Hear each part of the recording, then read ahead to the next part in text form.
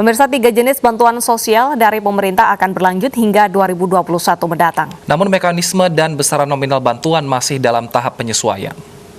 Warahmatullahi wabarakatuh. Selamat siang. Kementerian Sosial akan tetap memberikan bantuan kepada warga saat pandemi COVID-19 di tahun 2021. 3 bantuan yang tetap diberikan adalah bantuan program Keluarga Harapan, bantuan pangan non-tunai, dan bantuan sosial tunai. Data warga yang mendapat bantuan sudah dikantongi Kementerian Sosial, namun untuk mekanisme dan besaran nominal bantuan masih dalam tahap penyesuaian. Pemerintah juga koordinasi dengan pemerintah provinsi agar bantuan tidak tumpang tindih.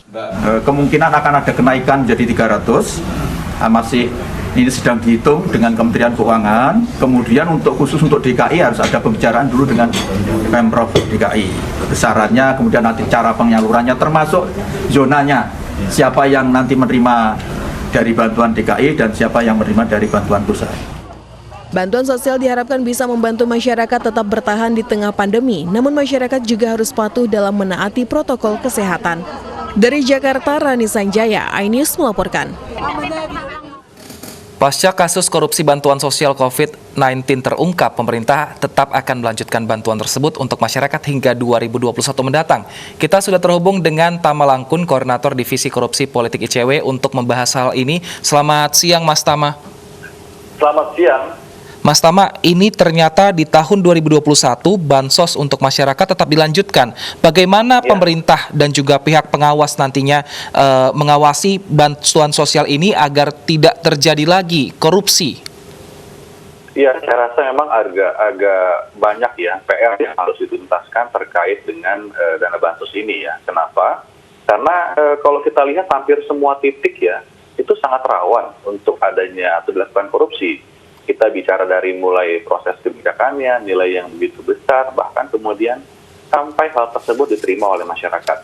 Nah, ini menurut saya ada banyak sekali memang persoalan yang harus segera dituntaskan. Bagaimana caranya? Ya, tentu saja yang paling awal adalah perkara yang sekarang sudah ada, sudah KPK tangani, itu betul-betul dituntaskan, sampai kemudian siapa-siapa yang menerima.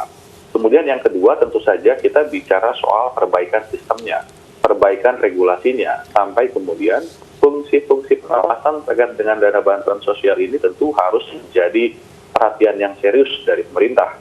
Karena kita nggak bicara hanya uang yang nilai rupiah, kita bicara uang yang nilainya sampai triliunan rupiah. Sebagaimana kita ketahui, ini kan sudah masuk dalam konteks PEN atau pemulihan ekonomi nasional, begitu ya. Jadi memang ini anggaran sangat besar sekali. Mas Tama, ketika Menteri Sosial ditangkap KPK ini ramai di media sosial, masyarakat ini memfoto ataupun juga mengomentari isi dari bansos tersebut yang dinilai kurang layak lah seperti itu. Nah, ini apa yang harus diperbaiki nanti untuk bansos ke depannya? Iya, itu permasalahan yang terjadi dari tahun ke tahun. Udah dari dulu seperti itu permasalahannya. Ada 3 permasalahan. Yang pertama itu soal pemotongan. Jadi anggaran yang begitu besar, kemudian ada pemotongan di sana. Kemudian ada soal politisasi, kemudian tidak tepat sasaran, termasuk yang tadi Mbak sampaikan, bahwa dalam konteks pemberian bantuan tersebut, kadang-kadang isinya tidak sesuai dengan anggarannya. Jadi di situ kemudian ada indikasi pemotongan. Ya boleh kita bilang misalnya kebocoran. Katakanlah kalau sampai misalnya anggaran bantuan sosial yang masuk dalam PKH atau program Keluarga Harapan, misalnya 7,10 triliun. Kalau kebocorannya 10% saja, itu bisa sampai di angka 700-an miliar.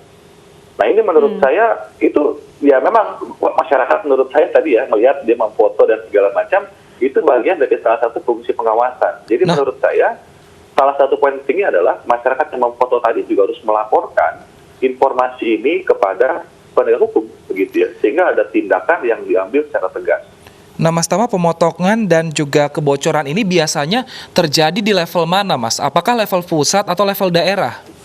Hampir di semua titik, apalagi ini jelang pilkada ya. Jadi evaluasi pilkada kita yang tahun-tahun lalu ya, 2017, 2018, itu juga hal serupa terjadi. Jadi pola korupsinya ada pola perizinan, ada dana bantuan sosial, dan lain-lain.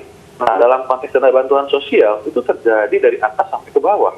Kenapa? Karena yang paling pertama kita harus perhatikan adalah regulasi soal dana bantuan sosial. Dana bantuan sosial ini regulasinya sangat loose, artinya sangat kendor ya. Berbeda dengan pengadaan barang dan jasa yang ketat. Jadi yang pertama diperbaiki adalah mekanisme peraturannya.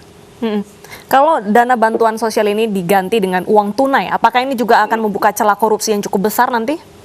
Menurut saya sama saja. Karena kalau kita bicara soal pemberian langsung kepada masyarakat, hal pertama yang perlu diperhatikan adalah penerimanya.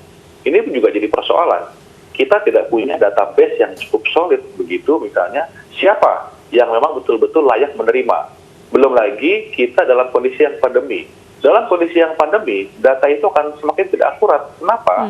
Karena perubahan terjadi begitu cepat. Boleh saja tahun kemarin masih punya pekerjaan, bulan kemarin punya pekerjaan. Minggu depan karena ada PHK, pemutus hubungan kerja begitu, kemudian jadi nggak punya kerjaan. Dan data secepat itu kan juga menjadi persoalan. Bagaimana kemudian pemerintah mengidentifikasi data tersebut. Jadi menurut saya kalau kita bicara soal bansos, dari mulai aspek regulasi, kemudian perbaikan database, siapa penerimanya, pengawasan fungsi pengiriman distribusi. Jadi dari kebijakan tersebut dikeluarkan sampai bantuan tersebut diterima oleh masyarakat. Kalau kita temukan ya, kita bicara soal penelitian dalam konteks pilkada saja misalnya, itu kan juga terjadi. Jadi dari pusat maupun daerah menurut saya resikonya sama. Nah, jika resikonya masih sama dan juga banyak sekali celah untuk melakukan korupsi, apa yang sebaiknya dilakukan pemerintah? Apakah menghentikan saja bansos ini atau kemudian mencari formula lain untuk memberikan bantuan terhadap masyarakat? Ya, menurut saya kalau kemudian dihentikan, ini juga akan besar dampaknya. Kenapa? Karena kalau kita bicara soal kebijakan, itu kan tidak bisa kemudian ada rem mendadak. Karena kita bicara soal perencanaan, yang saya sampaikan tadi, program pemulihan ekonomi nasional itu harus terus berjalan. Kalau kemudian dihentikan, maka masyarakat akan menjadi terdampak. Jadi menurut saya, salah satu pilihan paling strategisnya adalah memperbaiki sistemnya dan meningkatkan fungsi pengawasan. Dalam bayangan saya begini, KPK sudah ambil atau masuk dalam posisi kasus penindakannya, perkara korupsinya. Aspek pencegahannya, ini yang menurut saya perlu diperbaiki. Ada ombudsman, ada masyarakat, ada media. Jadi menurut saya hari ini, untuk memastikan dana bantuan sosial tersebut sampai diterima kepada masyarakat, fungsi pengawasan harus ditingkatkan.